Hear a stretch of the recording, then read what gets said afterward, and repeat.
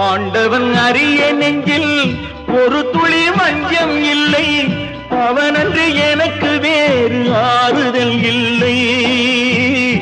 ஆண்டவன் அறிய நெஞ்சில் ஒரு துளி வஞ்சம் இல்லை, அவனன்று எனக்கு வேறு ஆறுதல் இல்லை.